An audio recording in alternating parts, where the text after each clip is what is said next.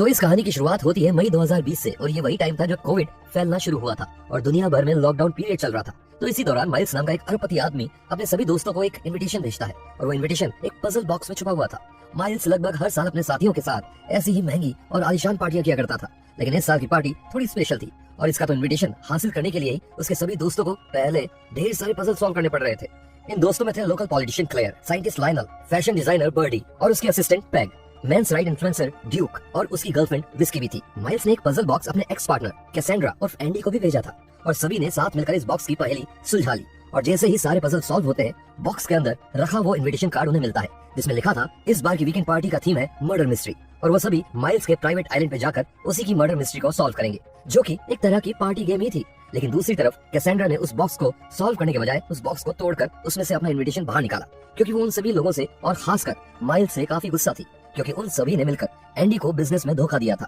लेकिन हैरानी की बात तो ये थी कि वो इनविटेशन बॉक्स दुनिया के सबसे बेस्ट डिटेक्टिव बेन्योआ ब्लांक को भी भेजा गया था, जो कि उस बॉक्स को मिनटों में सॉल्व कर लेता है। इसके बाद ये सभी लोग उस इनविटेशन कार्ड्स में दिए हुए इंस्ट्रक्शंस को फॉलो करते हुए सीधा माइल्स के प्राइवेट आइलैंड की ओर निकल पड़ते हैं, जहाँ सभी लोग इस पार्टी में ब्लांक और खासकर एंडी को देखकर काफी हैरान हो जाते हैं, क्योंकि हाल ही में एंडी ने उन सब से बात करना बंद कर दिया था। असल में एंडी को माइल्स ने उसकी ही कंपनी से ही धोखा देकर बाहर निकलवा दिया था, वो भी बिना कोई पैसा दिए, और साथ ही इस काम को करने के लिए उन सभी लोगों ने माइल्स का साथ दिया था।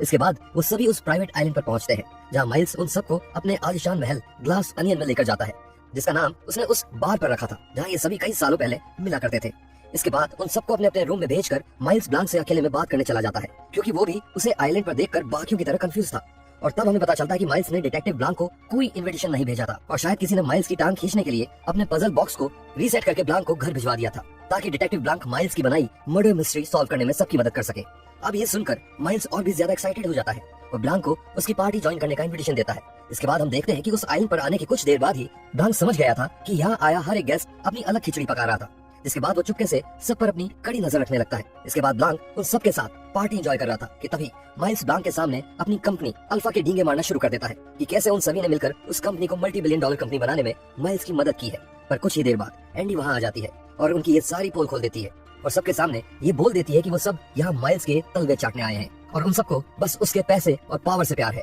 खैर, अब कुछ ही देर में माइल्स वो मर्डर मिस्ट्री गेम शुरू करने ही वाला था, लेकिन उससे पहले माइल्स सबको बताता है कि उसने ओरिजिनल मोनालिसा की पेंटिंग रेंट पर ली हुई है और वो भी सिर्फ इसलिए ताकि वो अपने पैसे और पावर का शो ऑफ कर सके। साथ ही वो पेंटिंग एक ग्लास के केज में रखी हुई थी जिसका सिक्योरिटी सिस्टम बहुत तेज था, लेकिन माइल्स ने उस सिस्टम को भी बाईपास कर रखा था। साथ ही माइल्स उन्हें ये भी बताता है कि अगले हफ्ते के लिए उसने दुनिया भर के बड़े पॉलिटिशियंस को अपने ग्लास अनियन आइलैंड पर आने का इनविटेशन दिया है, जहां वो क्लियर नाम का एक हाइड्रोजन बेस्ड फ्यूल को सबके सामने पेश करेगा। और उन्हें ये भी बताता है कि ग्लास अनियन बिल्डिंग भी असल में इसी क्लियर नाम की फ्यूल से चल रहा है। लेकिन ये सब सुनकर क्लेयर और लायनल बहुत गुस्सा हो जाते हैं, क्योंकि उन्होंने अभी तक इस फ्यूल को टेस्ट नहीं किया था और वो नहीं जानते थे कि ये फ्यूल सेफ है भी या नहीं। थोड़ी ही देर बाद माइल्स बाकियों के साथ डिनर करने जाता है और वहाँ उन्हें बताता है कि डिनर खत्म होते ही ये मर्डर मिस्ट्री शुरू हो जाएगी और माइल्स के मुताबिक उन सबको एक हफ्ता लगना चाहिए इस मर्डर मिस्ट्री को सॉल्व करने के लिए। पर डिटेक्टिव ब्लांक इस मर्डर मिस्ट्री को सिर्फ 2 मिनट में ही वहाँ बैठे बैठे सॉल्व कर देता है और माइल्स का सारा गेम खत्म हो जाता है, जिसके बाद माइल्स काफी गुस्सा हो जाता है और वहाँ से चला जाता है और उसके पीछे पीछे ब्लांक भी आ जाता है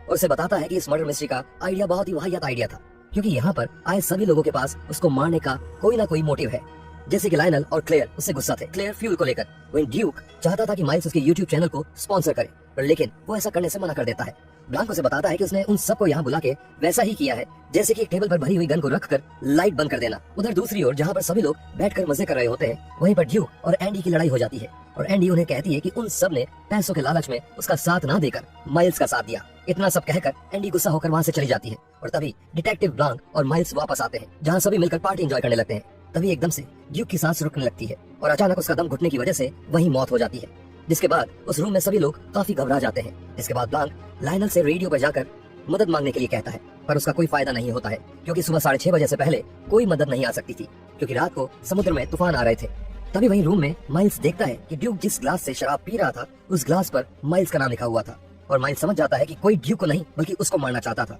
इसलिए माइल्स सबको वहीं रहने को कहता है, क्योंकि वो बहुत डर गया था। तभी माइल्स देखता है कि ड्यूक की गन भी वहाँ से गायब है और ड्यूक अपनी गन के बिना कहीं भी नहीं जाता था। तो इसका मतलब ये था कि किसी ने ड्यूक की गन चुरा ली है और उस घर में एक ऐसा हथियारा घूम रहा है जिसके पास वो गन है। इसके बाद विस्की ब्लांक को बताती है कि हो ना हो एंडी ही माइल्स को मारना चाह रही होगी, क्योंकि कुछ ही समय पहले उनका झगड़ा भी हुआ था और शायद उस